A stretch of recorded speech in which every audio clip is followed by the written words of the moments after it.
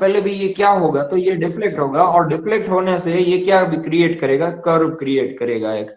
तो बीम जो है हमारा वो कर्वेचर में आ जाएगा इधर, इस तरह से। अभी ये जो चीज है सर वो ब्लर देखे सब। एक्चुअली, हाँ सर जनाब सुनिए। क्लियर નથી દેખાતું કઈ। ક્લિયર નથી દેખાતું? હા। એક જ second.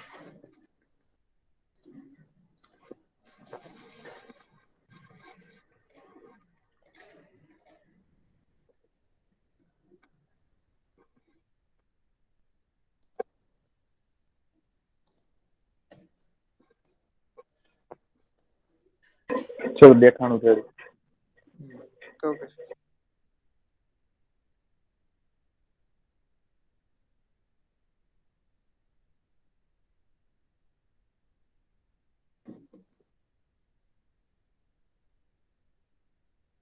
Okay, now is it clear? Sir. Yes sir. Yes sir. वो जो है, मैं जो आपको बोला, अकॉर्डिंग टू दैट आपको क्या देखना है, तो यही देखना है कि इसका क्या होता है। तो ये क्रिएट करेगा क्या, तो इसने एक बेंडिंग क्रिएट किया है। ये जब बेंडिंग क्रिएट होता है, तो बेंडिंग क्रिएट होने से क्या हुआ, बोलेंगे कि पहले इनिशियली जो था वो यहाँ पर था। ये जो इनिशियली हमारा बीम था वो इस तरह से था, ठीक है। और अभी फाइनल जो हुआ वो अभी इतना हो गया। ये जो डिफरेंस है, ये जो इसने ट्रैवल किया है, ये डिफरेंस जो ट्रैवल किया है उसको हम बोलेंगे deflection. This is known as our deflection, क्योंकि ये डिफ्लेक्ट हुआ है, इसने ट्रैवल किया है इतना। तो यहां से जो एंगल पे ये डिफ्लेक्ट हुआ है, ये जो एंगल बनेगा ना, normal to the deflected angle, this is your slope. तो स्लोप बोलेंगे।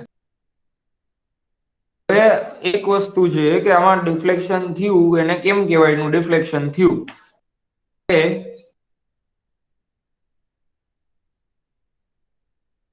એક તમારો બીમ છે, બરાબર છે।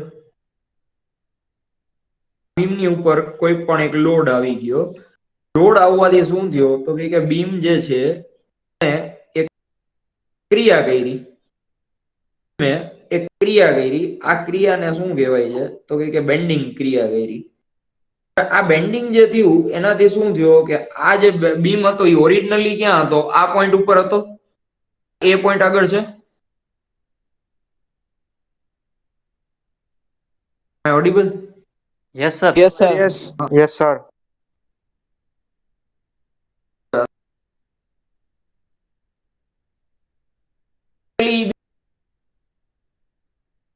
ए એ પોઈન્ટ ઉપર હતો।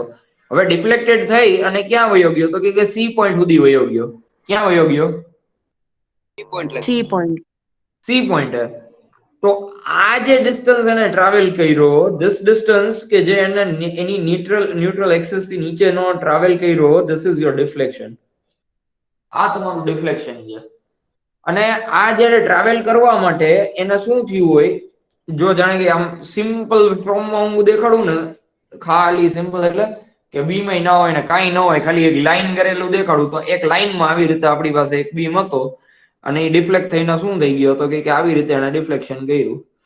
તો આ જે ડિફ્લેક્શન છે, આ જે વળ્યો, જ્યાં મેક્સિમમ મળ્યું આપને ને ઝૂકી ગયો જ્યાં મેક્સિમમ આગળ, ધેટ ઇઝ યોર ડિફ્લેક્શન। અને આ કોર્નર ઉપરથી સપોર્ટ હોય ત્યાંથી જ થાય ને, જે થશે એ શું થશે, સપોર્ટ ઉપરથી થશે। તો ત્યાંથી આપણે એક એને પરપેન્ડિક્યુલર પેરેલલ લાઈન, એનું જે ડિફ્લેક્શન છે એની ભેગીની એક પેરેલલ લાઈન ક્રિએટ કરીએ, તો એનું અને એકચ્યુઅલ ની વચ્ચેનું જે એંગલ બને, બરાબર, એની અને એકચ્યુઅલ વચ્ચેનું જે એંગલ બને, ધીસ ઇઝ યોર સ્લોપ।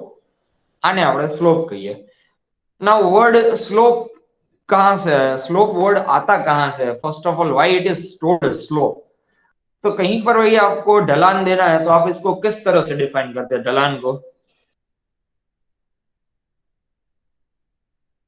कहीं पर हम ढलान देते हैं तो ढलान कैसे डिफाइन करेंगे, कितना ढलान देना है? डिग्री। डिग्री में बोलेंगे ना, ऐसे ही है कि हम अगर कहीं पर मुझे मुझे फॉर एग्जांपल यहाँ पर कुछ बनाना है, राइट, मैं बोला कि ये फ्लैट लैंड है, फिर बोले कि यहाँ पर ढलान देना है, यहाँ पर ढलान दिया दिया ना ऐसे ढलान।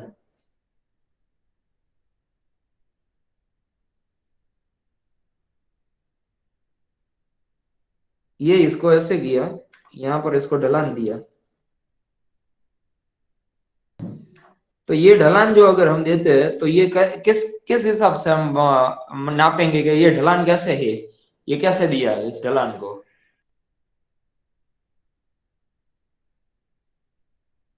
एंगल लेकर सर मापेंगे। एंगल ना डिग्री।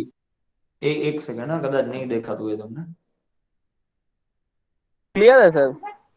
ओके ओके हाँ, तो ये क्या हुआ कि ये जो फ्लैट्स था, फ्लैट से ऊपर कहीं पर है, लेकिन ये कंटिन्यूअस है, तो कंटिन्यूअसली अपवर्ड हो रहा है, तो यहाँ पर जो है ना वो हम डिग्री गिनेंगे कि ये जो ढलान दिया वो कितना डिग्री का दिया।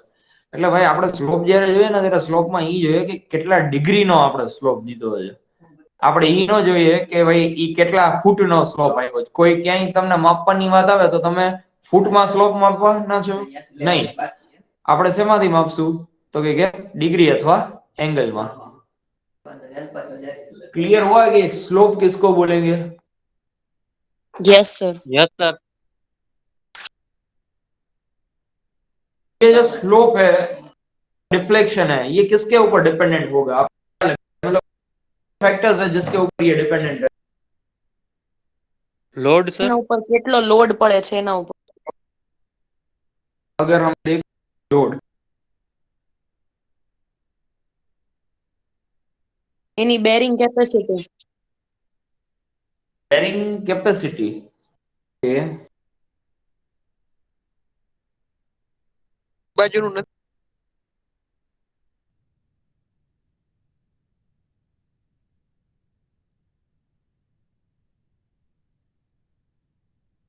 लोड बस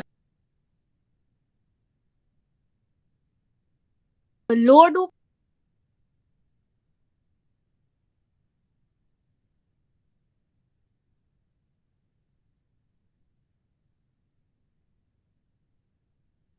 ये बच्चे का एक कोरिलेशन है,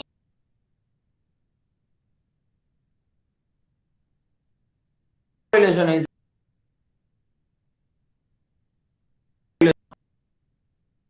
तो જ આવું કઈ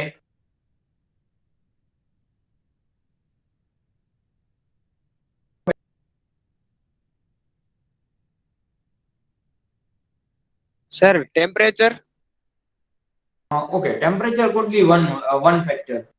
टेम्परेचर में आई बिलीव के हां temperature could be one factor. Time span sir બીમની રેઝિસ્ટિંગ કેપેસિટી, બીમની જે રેઝિસ્ટિંગ કેપેસિટી એટલે કે લોડ બિયર કરવાની। लोड बेरिंग कैपेसिटी કઈ રીતે ડિફાઇન થાય આ? આપણે એના અંદર આપણે જોયું હતું કે સળિયા નાખી ઈ કરેલા છે કે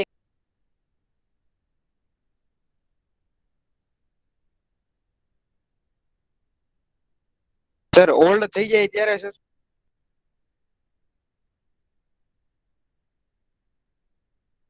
ऑफ ऑल ऑन लोड છે थिंग्स એની ઉપર હશે કે એની ઉપર લોડ જે આવતો હોય તો લોડ લીધે શું ક્રિએટ થાય, પોઈન્ટ ક્રિએટ થવાના છે કે ડિસ્ટન્સ અથવા લેન્થ કહી શકીએ આપણે। જેમ લાંબો સ્પાન હશે એમ શું થશે, ડિફ્લેક્શન કેવું થશે, વધતું જશે ને। તો આ પેન છે, હું અત્યારે આમ આમ કરું તો કાઈ ના થાય, આવડી મોટી હોત ને મેં આમ કર્યું હોત તો શું થાત, દેખાત એમાં। થઈ જાય તો સર હા તો એમાં બેન્ડિંગ દેખાય। That means what it is કે લેન્થ ઉપર ડિપેન્ડન્ટ કરે છે। બીજું શેની ઉપર ડિપેન્ડ કરશે આ? બીજું કે રેઝિસ્ટન્સ। રેઝિસ્ટન્સ બધા કઈ છે પણ રેઝિસ્ટન્સ શેની લીધે થાય?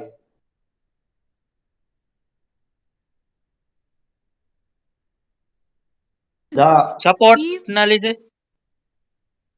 બીમ અને એની રેઝિસ્ટન્સ ઉપર લોડ અપ્લાય થતો ઓલમોસ્ટ બીમ કેપેસિટી ને એની ઉપર લોડ અપ્લાય થયો ક્યારે જ રેઝિસ્ટ કરે। ઈ બરાબર છે, રેઝિસ્ટ ઈ કરી શકે, પણ બીમ આપણે બનાવ્યો તો એમાં રેઝિસ્ટન્સ કોની લીધે ક્રિએટ થાય?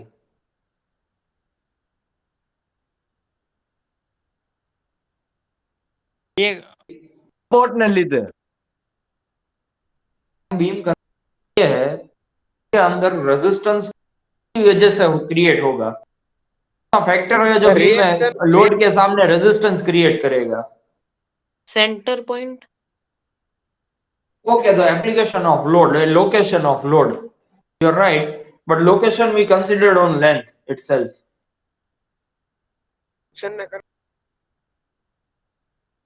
Reaction is not that resistance. I'm only talking about resistance in your beam. Only resistance in your beam. કારણ કે તમારો બીમ વળવાનો છે, બાકી તમારો કોલમ તો એમનેમ જ રહેવાનો ને, ઈ ક્યાં વળશે?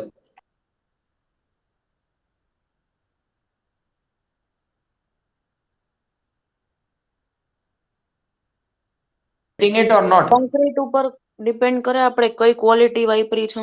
Exactly right. So it is dependent on your material. Materialistic property એટલે શું થયું? Then it is your modulus of elasticity.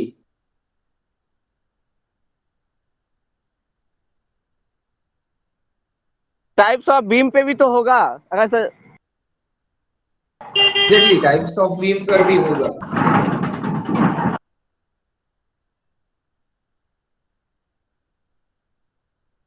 Modulus of elasticity के ऊपर है, टाइप्स ऑफ बीम के ऊपर है, और एक मॉड्यूलस ऑफ इलास्टिसिटी શું છે? direct stress upon direct strain. Stress upon strain.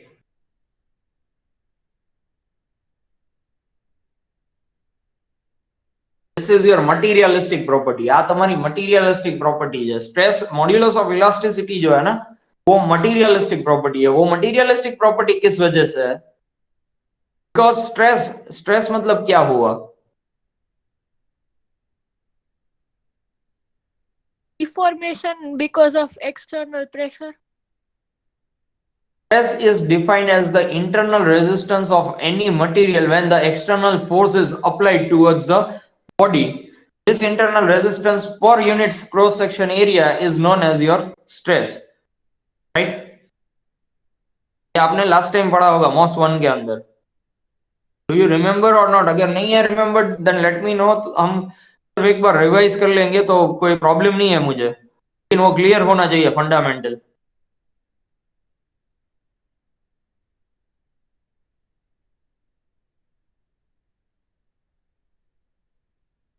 I'm asking you. I know. Yeah.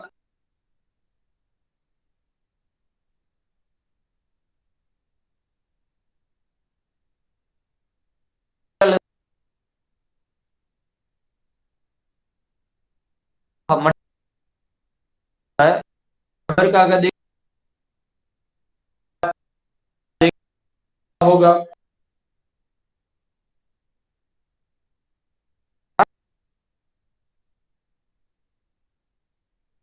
Modulus of elasticity बोला, क्योंकि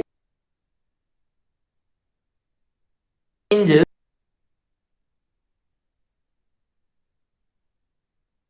beyond velocity और चीजें depend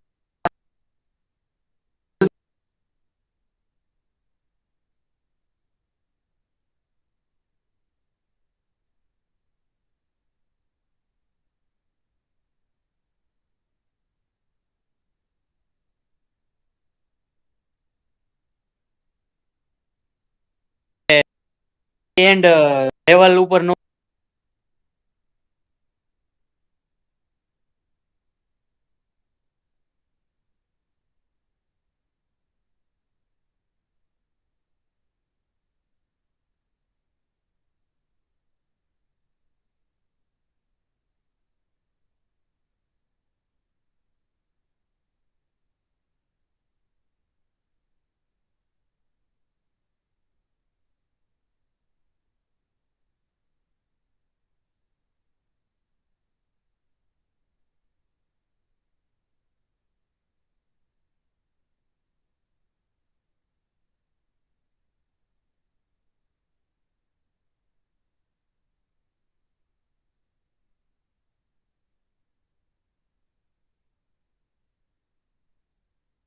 टेंसाइल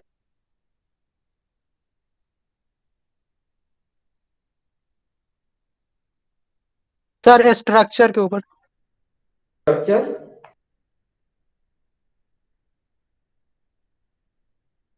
क्या बताइए? स्ट्रक्चर जो बनाते हैं ना सर, उसके ऊपर डिपेंड नहीं करता। जो बनाते हैं उसके ऊपर तो हमेशा डिपेंड रहेगा ही रहेगा, लेकिन ये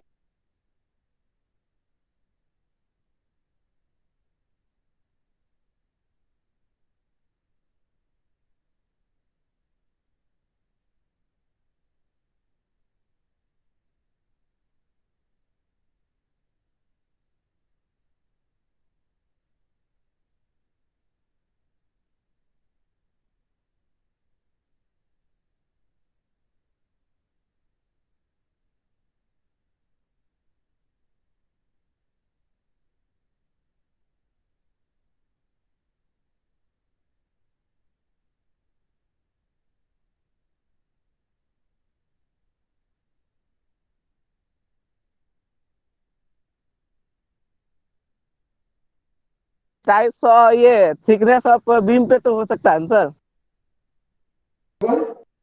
thickness of beam. thickness of beam, yes, very good. This was, it means shape.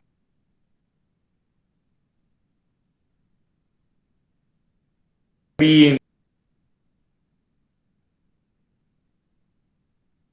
Your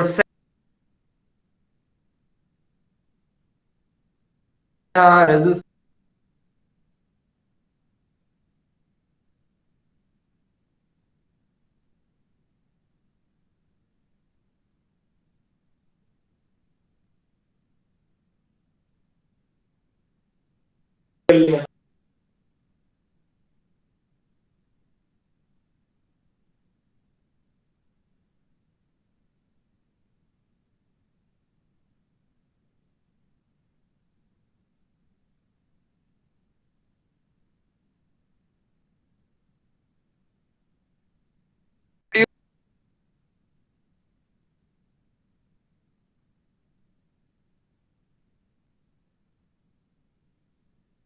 The section बराबर moment of exactly right.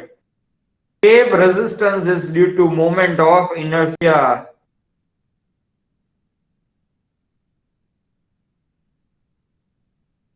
Definition बता सकता है मोमेंट ऑफ इनर्शिया की?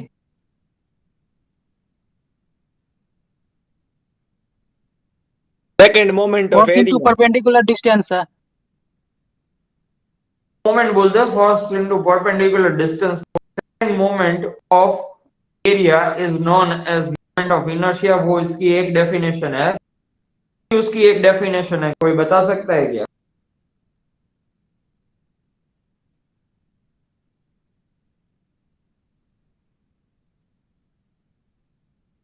The resisting moment towards the moment. B, ये क्या है? किसी object का रेजिस्टेंट मोमेंट होगा वजह से to its shape, cross section की वजह से। इसलिए हम क्या पढ़ते हैं, मोमेंट ऑफ इनर्शिया किस चीज का कितना होगा? अगर ये जो है रेक्टेंगल, तो इसके हिसाब से ये रेक्टेंगल के हिसाब से ये जो रहेगा वो होगा। अगर यहां पर हम लोड देंगे तो ये जो होगा वो क्या होगा? 12 होगा। मतलब कि ये जो है, ये जो डेप्थ है 3 गुना वजन लेगा। मैं स्केल की बात करता हूं, मैंने स्केल को ऐसे सीधा पकड़ा है, बराबर है। यहां से मैं इसको बैंड करने जाऊंगा तो ये बैंड हो जाएगा, लेकिन स्केल को अगर ऐसे पकड़ता हूं मैं, यहां पर लोड दे दूंगा तो ये बैंड होगा या नहीं होगा? होगा सर। होगा। क्यों? वही मटेरियल था, वही शेप था, मैंने कुछ चेंज नहीं किया। लेकिन क्या चेंज क्या हुआ इसके अंदर? चेंज इसका इतना ही हुआ कि ब्रेथ जो वो था वो डेप्थ हो गया, और डेप्थ जो था वो ब्रेथ हो गया। मतलब इसके एक्सिस के ऊपर सिर्फ इसको रोटेट किया मैंने।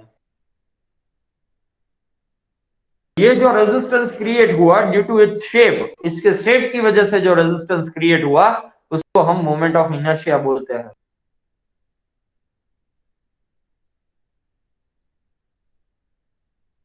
ठीक है?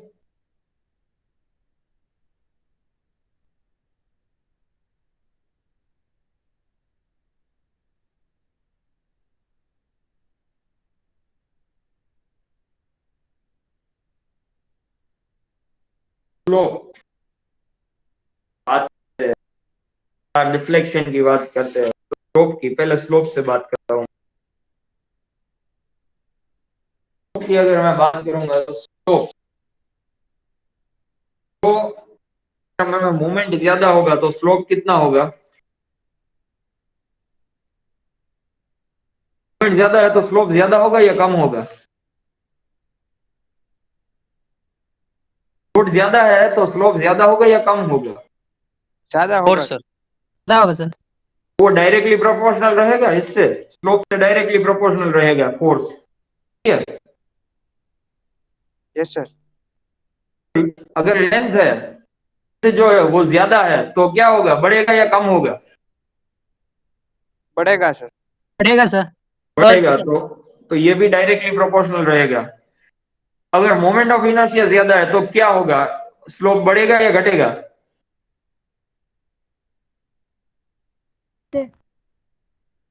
मोमेंट ऑफ इनर्शिया વધારે હશે तो स्लोप વધશે કે ઘટશે? ઘટશે સર। घटसे, एग्जैक्टली वो घटेगा। ये क्या होगा, वो इनवर्सली प्रोपोर्शनल रहेगा। और अगर मॉड्यूलस ऑफ इलास्टिसिटी अच्छा है तो क्या होगा, वो घटेगा या बढ़ेगा? તો વધશે। છે સર। તો પણ સ્લોપ ઘટશે જ, તો પણ સ્લોપ ઘટશે જ। શું કામે? કારણ કે સ્ટ્રેસના સંદર્ભમાં તમારો સ્ટ્રેન જે છે એ કેવો છે, ઓછો છે, એટલે રેઝિસ્ટન્સ છે એ વધારે છે। સ્લોપ અને ડિફ્લેક્શન માટે this is the major formula. Now this changes with types of beam and types of load के हिसाब से यहाँ पर चेंजेस होते रहेंगे, टाइप्स ऑफ बीम और टाइप्स ऑफ लोड के हिसाब से। अब कैसे चेंजेस होंगे वो देखते हैं हम लोग। फॉर एग्जाम्पल आपके पास कैंटिलीवर बीम है, आपके पास एक कैंटिलीवर बीम है और उसका जो एंड है वहां पर डब्ल्यू जितना लोड लग रहा है, और ये जो है वो एल है और ये भी जो है वो एल है। तो सॉरी, ये डिस्टेंस जो है वो आपका लेंथ एल है। तो ये बीम कैसा हुआ, बीम तो कैंटिलीवर हुआ ना sir. Yes sir. Type of beam कौन सा है, तो कैंटिलीवर है। के लिए अगर हम स्लोप फाइंड आउट करना चाहते हैं तो इसका फॉर्मूला रहेगा W स्क्वायर अपॉन 2E, इसका फॉर्मूला रहेगा। और अगर इसका डिफ्लेक्शन करना है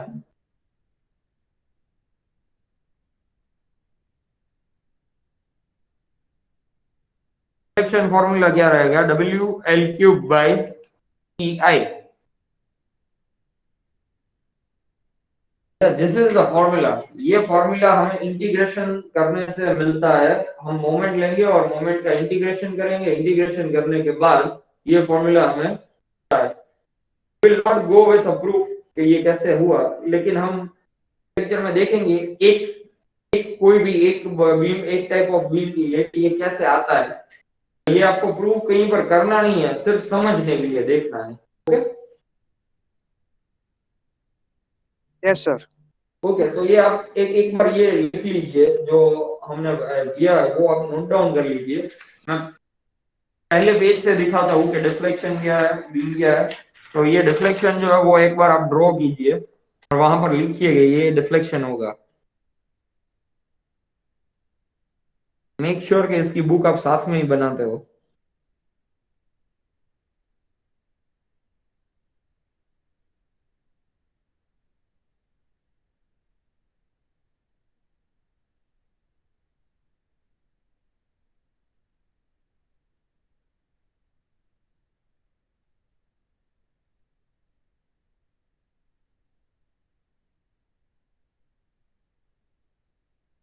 स्लोप है, ये डिफ्लेक्शन है, यहां से दिखाना, फिर ये फैक्टर अफेक्टिंग है।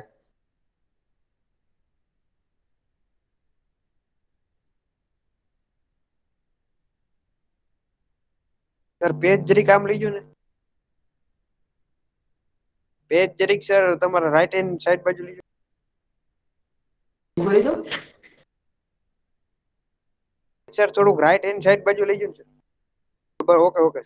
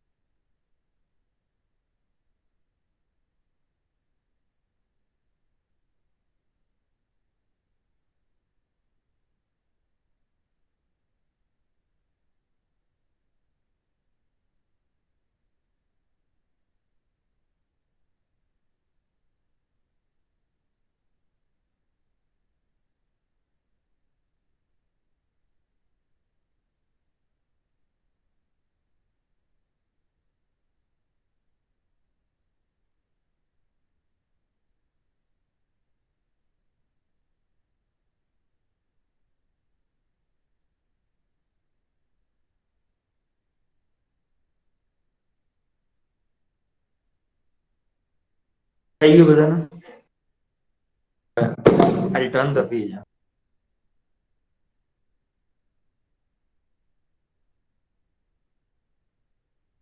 કેન્ટિલીવર બીમ જ્યારે હોય તો એ પર જ્યારે પોઈન્ટ લોડ અને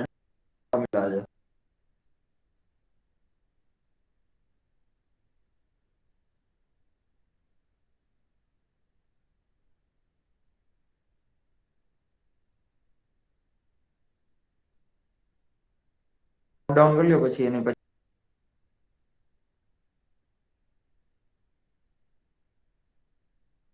ब्लर देखाइए।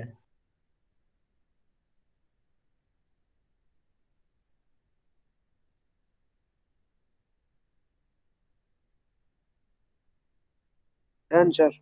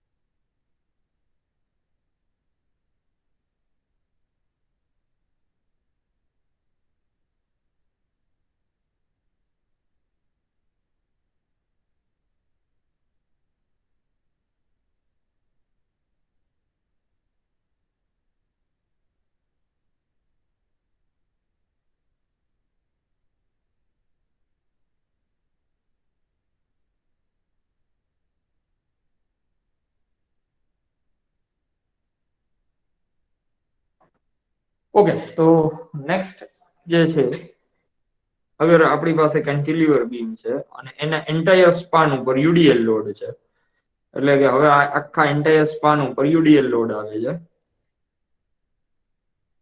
બરાબર. યુડીએલ લોડ જ્યારે આવે ત્યારે એ કેવું હોય તો કે ડબલ્યુ જે હોય એ કિલો ન્યૂટન પર મીટર જેટલું હોય. તો એના માટે સ્લોપ કેટલો અને ડિફ્લેક્શન કેટલો, આ થીટા દેખાડું તો એ સ્લોપ છે અને આ દેખાડું તો એ ડિફ્લેક્શન છે, બરાબર. તો એમાં સ્લોપ કેટલો આવે તો કે W L square upon W L cube, આ એલ છે, this is your L, upon 6 EI, and deflection કેટલું થશે તો કે WL raised to 4 upon 8 EI.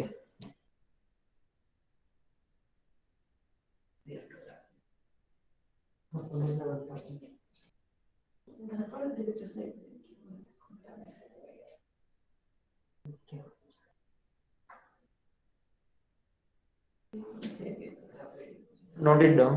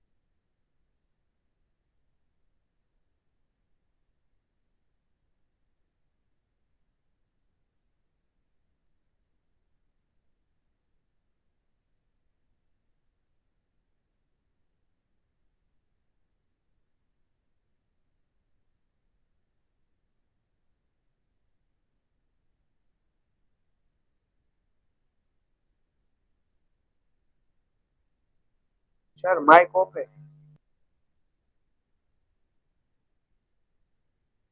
મને ધ્યાન છે, હું ડ્રો કર્યું છું ખાલી.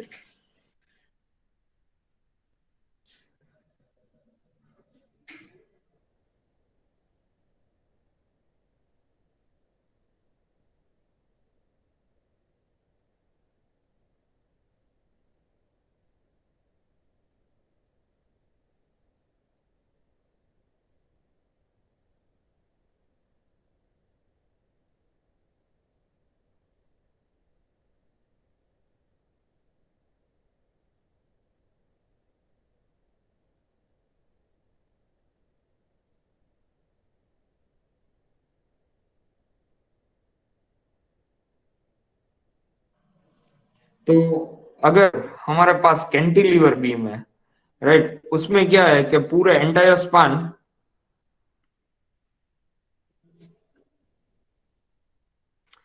के ऊपर यूडीएल लोड है plus point load at its and.